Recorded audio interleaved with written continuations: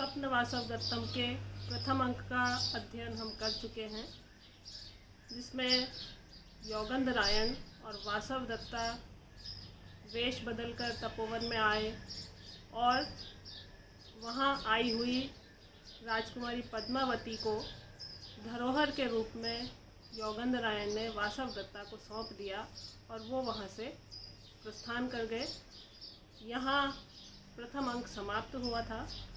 अब आज हम द्वितीय अंक का प्रारंभ और समापन दोनों कर रहे हैं और इस अंक में श्लोक एक भी नहीं है, केवल गद्य भाग है, कथा है और पद्मावती के कन्या भाव रमणीय काल से लेकर उसके कौतुक मंगल तक की कथा है। इस अंक का प्रारंभ पद्मावती और वासव दत्ता इन दोनों का गेंद खेलने के आरंभ से होता है और ये दोनों माधवी लता मंडप में कंदुक क्रीड़ा करती हुई आती हैं।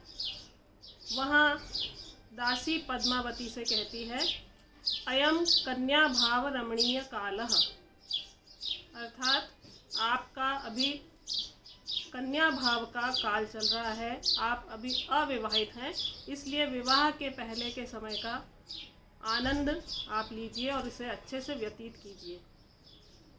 तब वासव दत्ता पद्मावती से कहती है, भविष्यन महासेन वधू, संबोधित करते हुए कहती है कि आप तो महासेन की भावी पुत्र वधू हैं, तो आप अभी इस काल को अच्छे से व्यतीत कीजिए। तो दासी कहती है पद्मावती के लिए कि भर्तृदारिका तेन राज्ञा सह संबंधम नेच्छति, राजकुमारी पद्मावती वहाँ संबंध करना नहीं चाहती हैं या उस संबंध को स्वीकार नहीं करना चाहती हैं, बल्कि वत्स देश के जो दयालु सानुक्रोश राजा उदयन हैं उनसे ये विवाह करना चाहती हैं। तब बातों बातों में वासव दत्ता के मुंह से निकल जाता है, दर्शनीय एव, वत्सराज जो हैं वो तो दर्शनीय हैं, बहुत अधिक सुंदर हैं। ये सुनकर पद्मावती पूछती है, आर्य कथम त्वम जानासि, आप कैसे जानती हैं? आपने तो उन्हें देखा भी नहीं है, फिर भी आप कह रही हैं कि दर्शनीय एव, वह सुंदर हैं, तो यह कैसे कह रही हैं? तो वासव दत्ता एकदम घबरा जाती है और मन ही मन सोचती है कि मुझे ऐसा नहीं कहना चाहिए था। आर्य पुत्र पक्षपातेन अतिक्रांतः समुदाचारः, मैंने आर्य पुत्र का या अपने स्वामी उदयन का पक्ष लेकर मर्यादा की अवहेलना कर दी है। लेकिन तुरंत संभल कर वो कहती है, एवं उज्जयिन्याः जनो मंत्रयते, ऐसा उज्जैन के लोग कहते हैं। इस पर पद्मावती कहती है, सर्वजन मनोभिरामम खलु सौभाग्यम नाम, सौंदर्य सबके मन को आकृष्ट कर लेता है। तो जब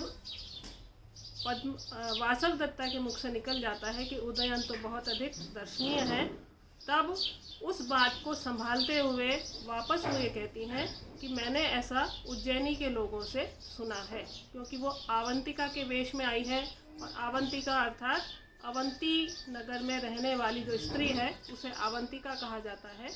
तो इसलिए वो कहती है कि मैंने उज्जैनी के लोगों के मुख से ऐसा सुना है। तो पद्मावती इस बात का समर्थन करते हुए कहती है कि सही बात है, सौंदर्य सबके मन को आकृष्ट कर लेता है, इसलिए मैं जान सकती हूँ कि उज्जैनी के लोग उनकी प्रशंसा करते हैं। उसी समय वहाँ पर धात्री प्रवेश करके कहती है, भर्तृदारी के दत्तासी, राजकुमारी आप दत्तासी, आप दे दी गई हैं, आपका संबंध तय कर दिया गया है वत्सराज उदयन से और उन्होंने भी यहाँ आकर आपको स्वीकार कर लिया है। ये सुनकर वासव दत्ता अनायासी कह उठती है, अत्याहितम, अनर्थ हो गया। तब धात्री कहती है, आपने ऐसा क्यों कहा कि अनर्थ हो गया? तो वासव दत्ता कहती है, न खलु चिंतित किंचित तथा नाम संतप्योदासीनो भवतीति, न खलु किंचित, कुछ नहीं। वासवदत्ता के वियोग से संतप्त होकर राजा उदयन उदासीन हो गए होंगे, इसलिए मेरे मुंह से ऐसा निकला या मैंने ऐसा कहा है। इसके पश्चात धात्री कहती है, आर्ये आगम प्रधानानि सुलभ पर्यवस्थानानि महापुरुष हृदयानि भवन्ति। महापुरुषों के हृदय शास्त्रों पर विश्वास करने के कारण आसानी से शांत स्थिर हो जाते हैं। तो धात्री कहती है कि नहीं, आप जो चिंता कर रही हैं कि राजा उदयन संतप्त हो गए होंगे वासवदत्ता के जाने के बाद, तो धात्री कहती है कि नहीं, ऐसा नहीं है। महापुरुष जो होते हैं वो शास्त्रों पर विश्वास करके आसानी से पुनः पहले वाली स्थिति में आ जाते हैं या अपने हृदय को शांत कर लेते हैं। इसके बाद वासवदत्ता मन ही मन शंकित होकर पूछती है, आर्य, क्या उन्होंने स्वयं वरण किया है? तो धात्री कहती है, नहीं, राजा उदयन तो यहाँ किसी और उद्देश्य से आए थे, लेकिन तस्याभिजन विज्ञान वयो रूपम दृष्ट्वा स्वयमेव महाराजेन दत्ता। उनके अभिजन, उनके उच्च कुल को विज्ञान वयो रूपम और उनके शिल्प, शास्त्र ज्ञान, यौवन तथा सौंदर्य को देखकर महाराज ने स्वयं ही दत्ता, महाराजेन दत्ता, महाराज ने स्वयं ही पद्मावती को उन्हें दे दिया है या उनका संबंध तय कर दिया है। इस वार्तालाप के बीच में तभी वहाँ पर दूसरी दासी आती है और वो कहती है, त्वरताम त्वरताम तावद आर्या, अद्यैव किल शोभनम नक्षत्रम, अद्यैव कौतुक मंगलम कर्तव्यम इति अस्माकं भट्टिनी भणति। त्वरताम त्वरताम 2 बार कहा गया है, मतलब शीघ्रता कीजिए, जल्दी कीजिए। अद्यैव किल शोभनम नक्षत्रम, आज ही उत्तम नक्षत्र है या आज ही अच्छा मुहूर्त है। अद्यैव कौतुक मंगलम, आज ही कौतुक मंगल अर्थात विवाह के पूर्व कंगन बांधने का मंगलाचार कर्तव्यम हमें करना चाहिए या हो जाना चाहिए, संपन्न हो जाना चाहिए। इति अस्माकं भट्टिनी भणति, ऐसा हमारी महारानी ने कहा है। यह सुनकर वासवदत्ता मन में सोचती है, यथा यथा त्वरते तथा तथान्धि करोति मे हृदयम। यथा यथा त्वरते, जैसे जैसे शीघ्रता की जा रही है, तथा तथा वैसे वैसे ही अंधी करोति मे हृदयम, मेरा हृदय शून्य होता जा रहा है। तो पद्मावती के विवाह की या उसके संबंध की बात सुनकर वासवदत्ता अब हृदय शून्य सी होती जा रही है, ऐसा वो कहती है। क्योंकि पहले जब उसे पता चला कि पद्मावती का संबंध राजा उदयन से तय हो गया है, तो वो कहती अत्याहितम, अनर्थ हो गया, उसके मुंह से निकल जाता है। लेकिन फिर वो उस बात को संभाल लेती है और उसके बाद में जब दूसरी दासी आकर कहती है कि आज ही कौतुक मंगलाचार हो जाना चाहिए, तो वो कहती है, यथा यथा त्वरते तथा तथा अंधी करोति मेरे हृदयम, जैसे जैसे इस कार्य में शीघ्रता हो रही है, वैसे वैसे मेरा हृदय शून्य सा होता जा रहा है। और यहाँ पर दूसरा अंक समाप्त हो जाता है। तो दूसरे अंक में कथा ये आई है कि प्रारंभ में पद्मावती की संबंध तय होता है और अंत तक आते आते वहाँ ये होता है कि आज ही शोभन नक्षत्र है और इसीलिए कौतुक मंगल का कार्य आज ही संपन्न हो जाना चाहिए।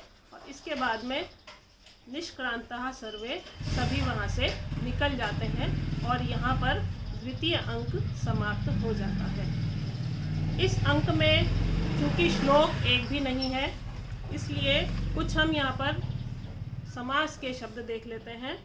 महासेन प्रथम शुरुआत में आया है यहाँ पर, भविष्यन महासेन वधू। महासेन महती सेना यस्य सह इति महासेन। सानुक्रोशः, राजा उदयन के लिए प्रयुक्त हुआ है कि वे दयालु राजा हैं। सानुक्रोश का अर्थ है दयालु, तो सानुक्रोशः का समास है अनुक्रोशः सहितः। फिर एक शब्द आया है मनोभिरामम, मनः अभिमुखम रमते यस्मिन् तत् इति मनोभिरामम। अत्याहितम अर्थात अनर्थ हो गया, वासव दत्ता कहती है अतिशयेन आधीयते मनसि इति अत्याहितम। ये कुछ प्रमुख शब्द हैं जिनकी का समास आपको बताया है। तो यहाँ द्वितीय अंक समाप्त हो रहा है और इसके बाद पश्चात अब तृतीय अंक का हम अध्ययन करेंगे। और जैसा आपको प्रथम अंक में बताया था वैसा ही आपको इसमें भी प्रश्न बनाने हैं। जैसे इसमें हालांकि कोई श्लोक नहीं है, लेकिन अब इसका अध्ययन करते हुए इसमें भी आप लघु प्रश्न जैसे कल हमने पढ़े थे वैसे ही आप इसमें भी बनाइए और उनका उत्तर लिखिए, जो परीक्षा की दृष्टि से बहुत उपयोगी है। और उस तरह से पढ़ाई करने से, अध्ययन करने से पूरे अंक का आप अध्ययन भी कर लेंगे। तो अब हम द्वितीय अंक यहीं समाप्त करते हैं, फिर अब हम कल तृतीय अंक का अध्ययन करेंगे।